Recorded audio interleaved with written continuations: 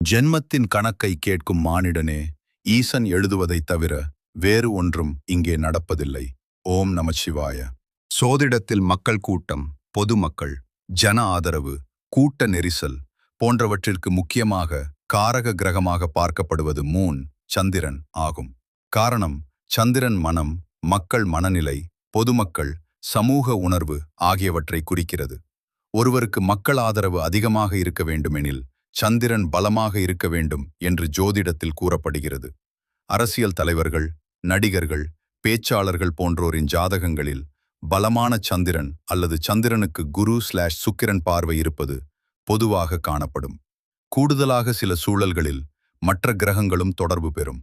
Saturn, சனி, பொதுமக்கள், தொழிலாளர் கூட்டம், பெரிய மக்கள் தொகை, ஜூபிட்டர், குரு, ஆதரவாளர்கள், நல்ல பெயர், சமூக மதிப்பு, ராகு, திடீர் பெரிய கூட்டம், வைரல் புகழ், அசாதாரண மக்கள் ஈர்ப்பு.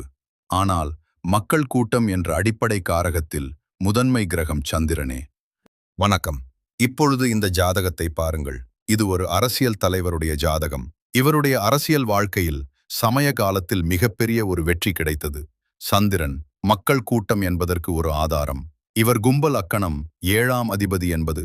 நம்முடைய எதிரியை வரக்கூடிய நபர்கள் எல்லாத்தையுமே 7ஆம் அதிபதி நண்பர்கள் எடுத்துக்கொள்ளலாம், ஆதரவாளர்களை எடுத்துக்கொள்ளலாம். இப்படி பார்க்கும்போது 7க்குரிய சூரியன் லக்னத்தில் வந்து இருப்பதால் இவரை தேடி வந்து ஆதரவுகள் கொடுப்பார்கள். இவர் யாரையும் தேடி போக மாட்டார். எனில் சந்திரன் இருந்து லக்னத்தை பார்ப்பதால் 7 ஏற்கனவே மக்கள் ஆதரவு, மக்கள் கூட்டம் இது வந்து காரணமாக சொல்லியிருக்கின்றோம். அதுபோல் இப்பொழுது இவரே மக்களுடைய கூட்டத்தின் ஆதரவு மூலமாக வேறு வெற்றி பெற்றார் முன்னோடி காலத்தில்.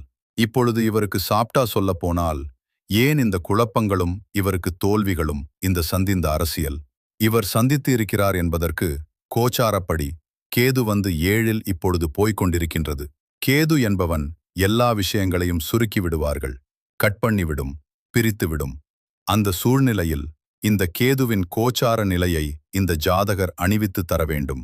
லக்கினத்திற்கு ஒவ்வொரு கிரகத்துடைய கோச்சா நிலையை பார்க்கும்போது அது மிகவும் சரியாக வருகின்றது. அதையும் பார்த்து கொள்ள வேண்டும். மேலும் இவருக்கு சனி திசையில் கேது புத்தி 2027 மே 2 மணிக்கு நடக்கிறது. அந்த கேது இவருக்கு சொந்த ஜாதகத்தில் கடகத்தில் இருப்பதாலும் அதற்கு அடுத்த விடை அந்த கேது இயங்க விடாது.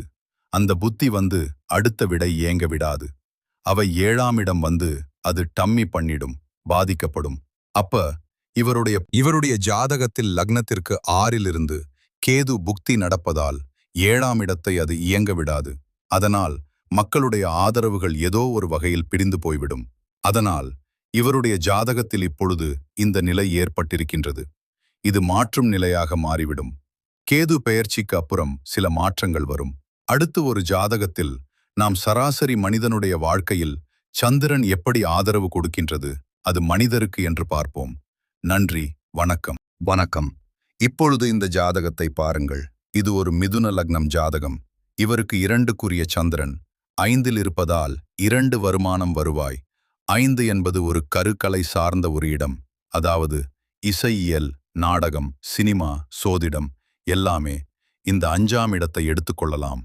சம்பந்தப்பட்ட வகையில் 2ஆம் இடம் சம்பந்தப்பட்ட இருப்பதாலும் அந்த வருவாய் சோதிட மூலமாக வந்தது. சந்திரன் கரெக்டா 5இல் உட்கார்ந்திருப்பதால் சந்திரன் என்பது மக்கள் கூட்டம், எதிரே இருப்பவர்கள். ஆகையால் இரு சோதிடம் சொல்லும்போது ஒரு 4-5 நபர்கள் எதிரே உட்கார்ந்திருந்து அதன் மூலமாக இவருக்கு வருமானம் வந்தது. இதுவும் இந்த ஜாதகத்தில் சரியான மூலமாக அமைந்திருப்பது. ஆகையால் சந்திரன் பற்றி சொல்லக்கூடிய விஷயம் இப்படி இருப்பதால் இதை வைத்து நீங்கள் பார்த்து கொள்ளலாம். நன்றி, வணக்கம்.